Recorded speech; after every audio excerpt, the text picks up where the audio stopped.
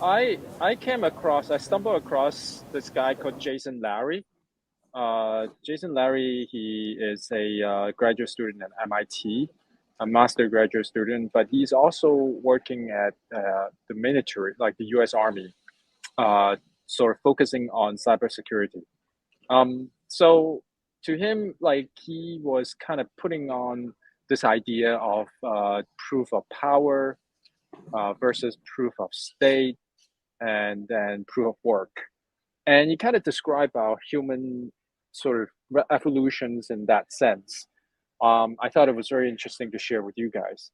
So you kind of described that if, say, you're a pack of wolves, right, like animals, and you trying to distribute, a hunt or a prey, the meat and or property power, then you usually use this idea of proof of power.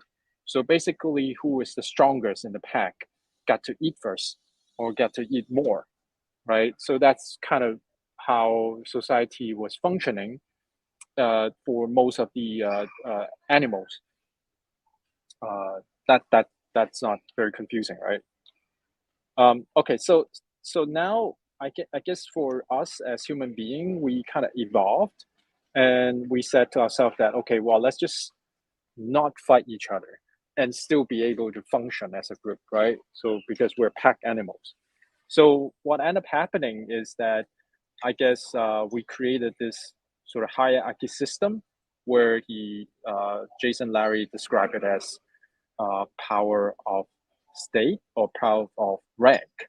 So basically, you have these kind of abstract power system where uh, you kind of create this hierarchy that someone on the top get to have more power, whereas people at the bottom will have to kind of obey to this system of power. So he kind of talked about this as power, proof of state, or proof of rank. Now he's describing Bitcoin being, this sort of proof of work ideas. It's creating a new kind of way of thinking about this distribution of power.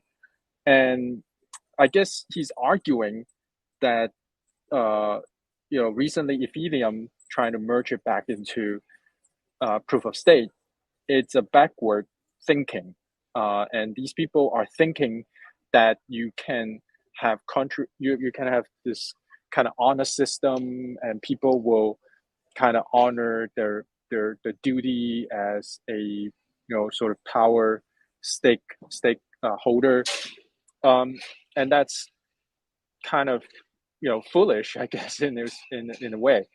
So anyways, without going through too much into the details, I think the proof of work, right now we're seeing it as kind of like a currency system.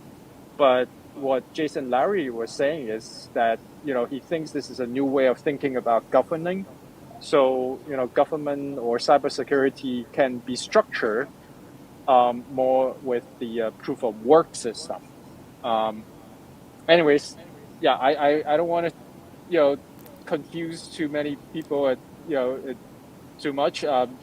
Please, May, what do you think?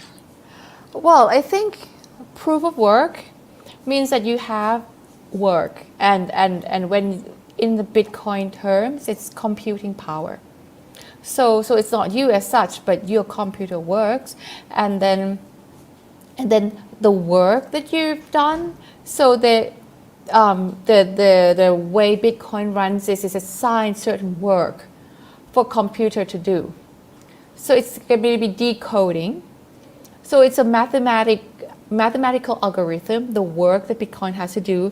It's like a game. It's like a game. The computer has to work on certain mathematic problems in order to complete the whole network, the whole facilitations of transferring. And without this work, which use a lot of energy, and the specification of computer is getting higher, the computing power is getting higher, and it requires more and more energy, and less Bitcoin comes out of this energy. But it's a work that they've done. And then later on, you will have the whole system. So the proof of work is like you show that you exist in the system, you're doing something in the system, you take time in the system in order for the system to work. So there's no bypass. Work is guaranteed no bypass. And work makes sure that you're existing and you do something. And it's a common thing. It's the same thing that everybody does in Bitcoin. So it has a sense of equality in there. So this is a concept of proof of work, and proof of stake is like the richer you've got, the better the hierarchy or the better net options you have. And proof of work is like one node, one set of algorithms. So you have to work on something. So when you come back to that, I think the principle is good. The principle, like the spirit of it is like you have to work in order to achieve, in order to do things. But in terms of governing, I think it poses the same problem as everybody look at it, which is like this algorithm consume so much of energy, and if you look at the vast, the big scale governance, how much energy you're going to use. But the spirit of it, you can have similar things that require lesser energy. You can have a side chain.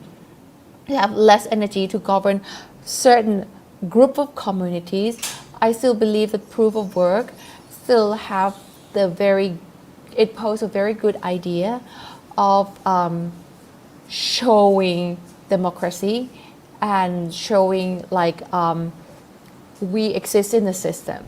I'm trying to make it as simple as I can. No, but it is a very difficult psychological issue here, because I mean the problem with Bitcoin forever, the proof of work, is that it consumes so much of the electricity and power, right? And these are watts.